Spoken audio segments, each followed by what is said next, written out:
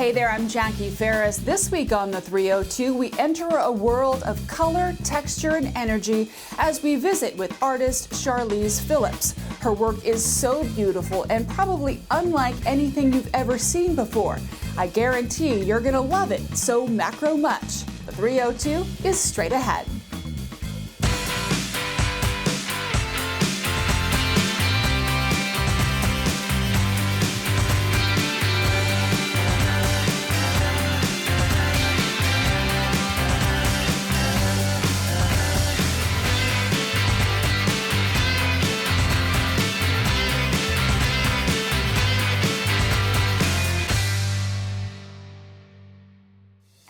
Welcome to the colorful and cool world of artist Charlese Phillips. We are going to talk all about her process, her inspiration. Charlese, thank you so much for joining us. Thank you so much for being here. Your work is so eclectic and beautiful. I have never seen anything like it. Tell us, how did you decide this is my vision? So when I even decided to do this, I hadn't seen anything like it either. It was just came to me in a vision and I just had to figure out how to make it work. I did a few prototypes to actually test it. I had already started getting into macrame and weaving, and then I had this idea on how could I combine a painted portrait with my weavings. So it's kind of like this really beautiful fusion. It really soaks you in because of the texture and just because the portraiture is just so lovely. Thank you so much. How do you choose your subjects and the colors and the materials? So for the most part, anybody I've painted has been some sort of inspiration to me. Whether it's my grandmother, a musician, an actor, something like that, where I'm looking for people who I feel like have taken that leap and chosen to be bold in life, and inspired me to do the same and to take that leap, to be a creative person, to express myself, and I find a lot of inspiration in that. As far as my colors, I really just work with the painting. I usually will start with an idea and it never turns out how I thought it was going to be when it comes to the palette.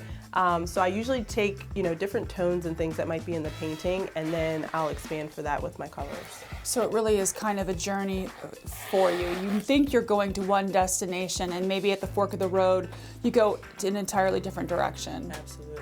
It's happened many, many times. So let's talk a little bit about the process. I know we're going to go downstairs and get into your creative space in the next segments, but talk to me a little bit about, there's a lot of work that goes into this. Yes, I think it's one of the things that I'm not sure if people really get.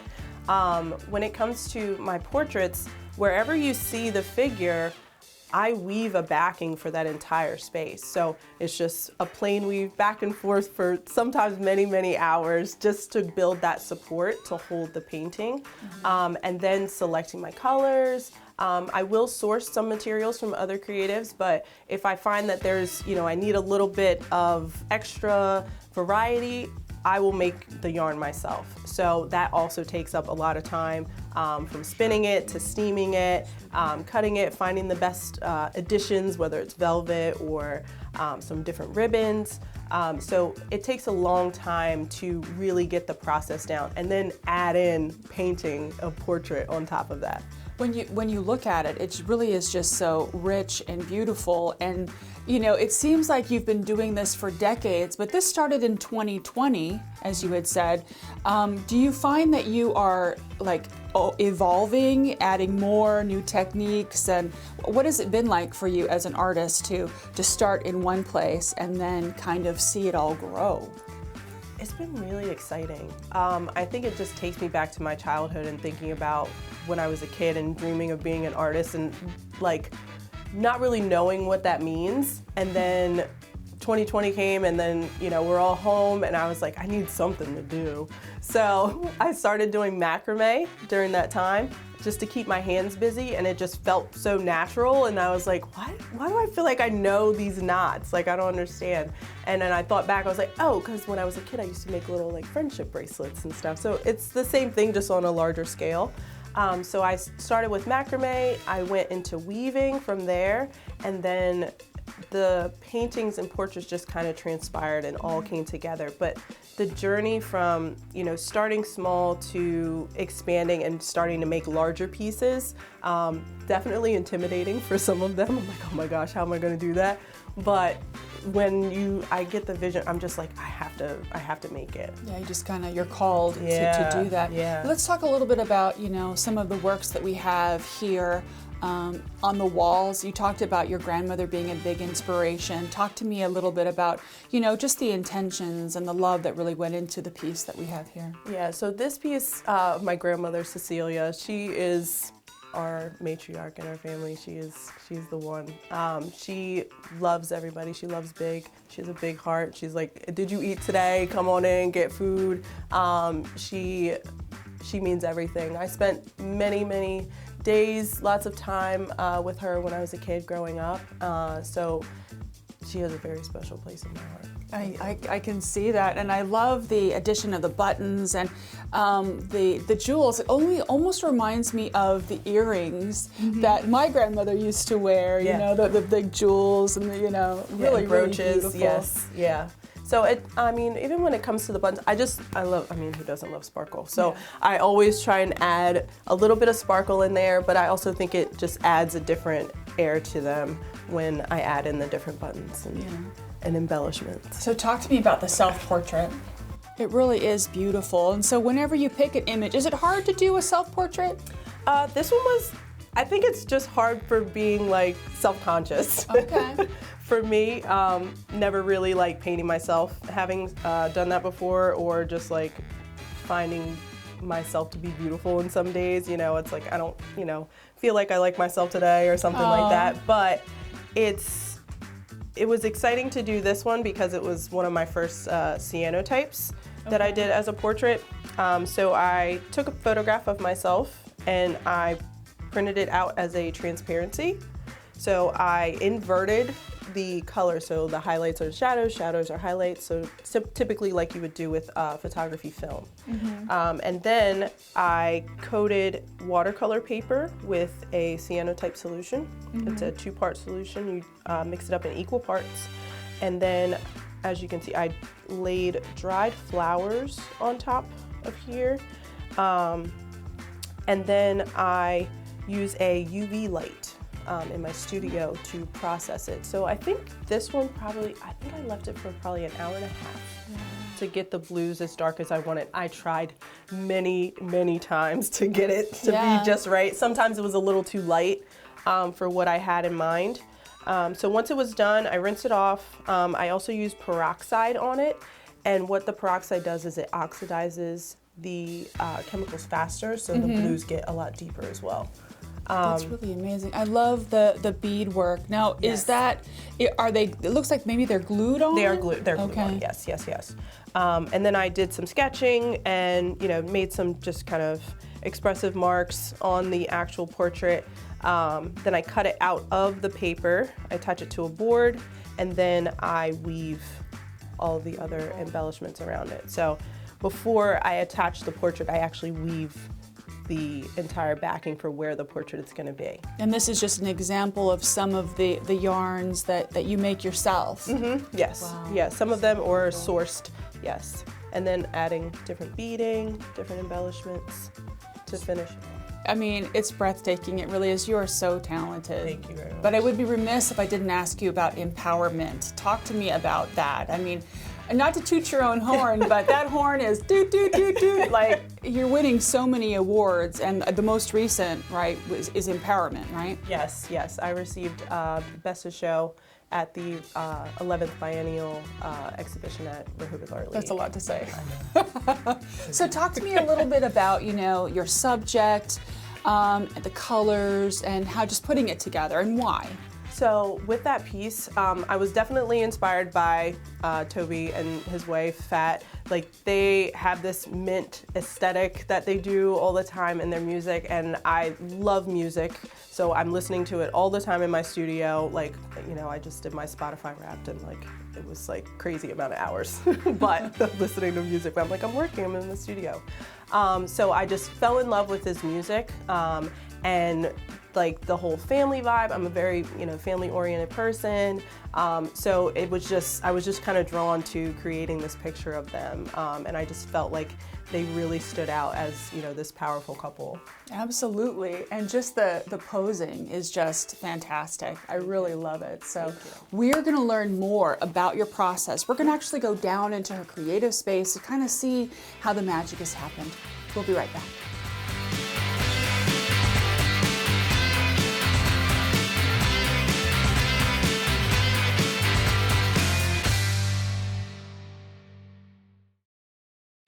Hello, my name is Linda Long. I'm a member of the Delmarva Model Railroad Club, and I really love the trains on the 302. Welcome back. As promised, we have come downstairs into Charlese's creative space, her studio, and this is an amazing, the energy in here is just so great. Oh, thank you so much. So you kind of come down here and get lost in your work. Talk to me a little bit about, just being here and, how it just really feeds your vibe. Yeah, I think I knew when we moved in here, I was like, I need to have some space to make things. So it's definitely evolved over the years. It's always a work in progress. But it's my little home in my home. So I'm always down here. There's usually music playing and I'm singing sometimes too. But it's definitely changed a lot since I've started making and started creating and trying to find different ways to utilize my little space. Now you mentioned music. What do you listen to? What gets you going?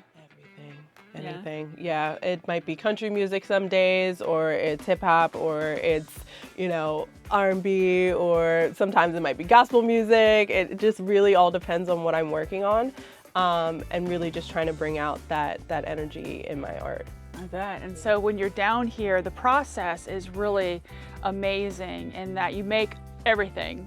Yeah. So talk to me about, just I guess with the yarn. How do you make such beautiful yarns? So whenever I find that I need to make a yarn for a piece, I will usually blend it myself using whatever colors I have.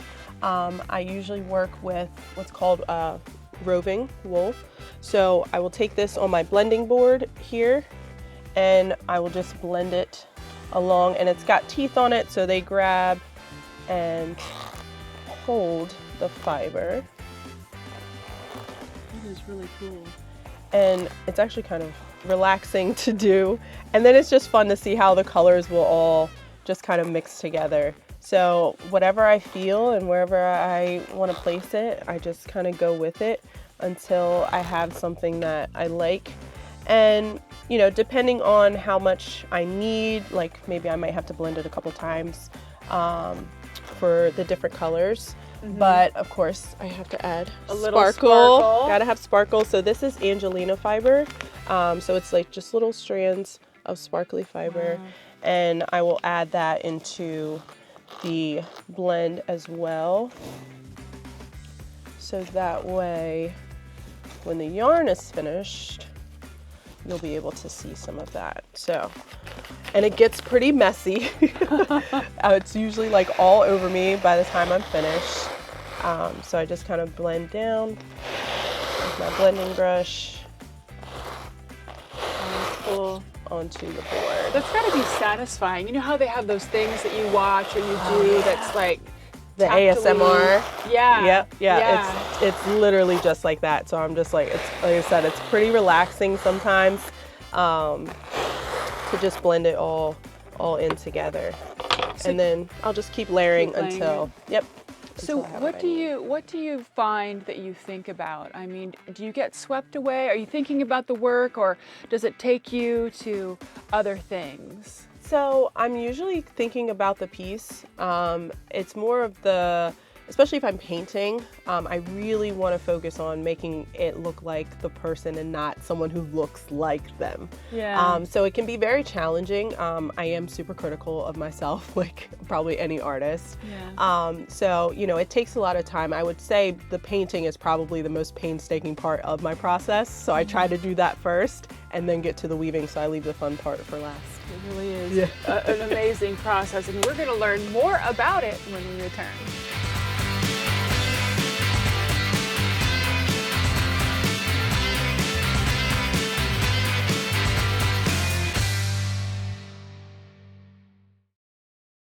Hi, I'm Chris Hayden, Director of Facilities here at the Delaware Museum of Nature and Science.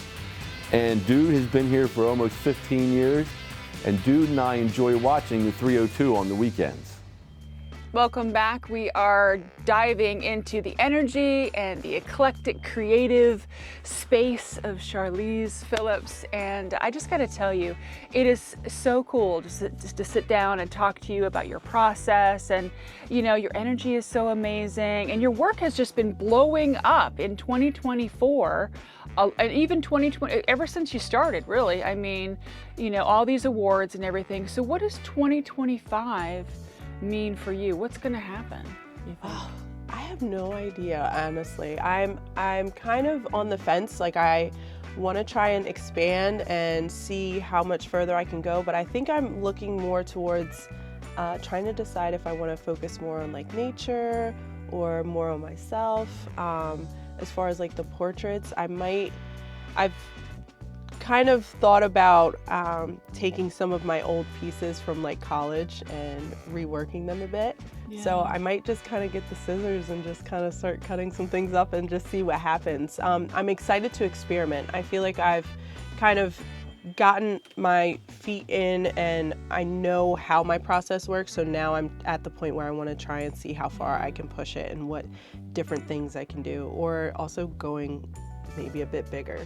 Yeah, well, I can't wait to see that for sure. And one of the things that you know, you have on your board here is never stop creating. Yes. But it sounds like never stop dreaming is also part of that. Talk to me about that belief of never stop creating.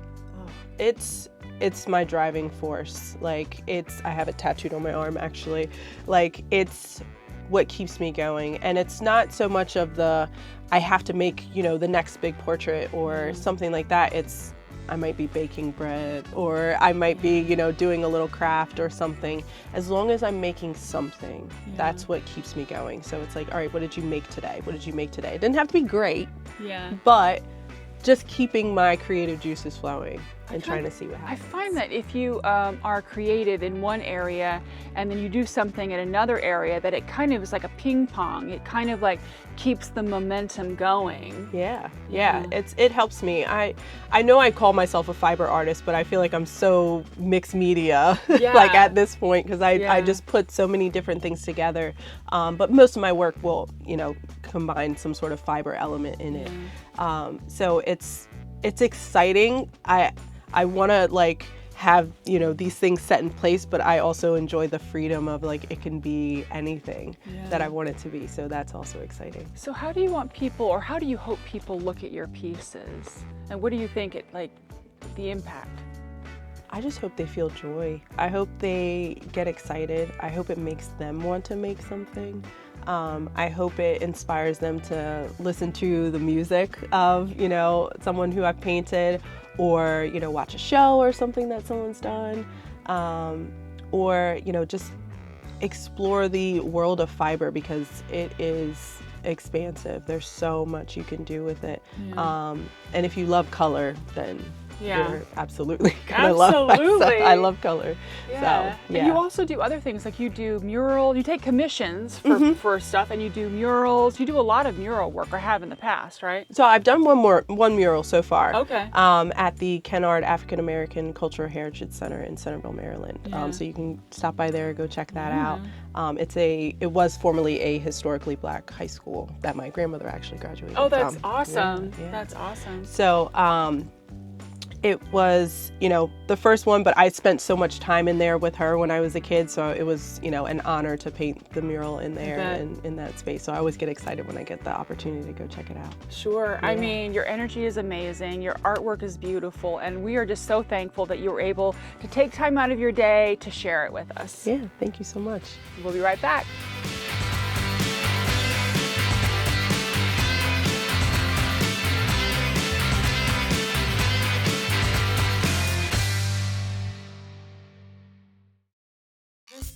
Aren't these pieces amazing? Now here are some other things you might want to check out.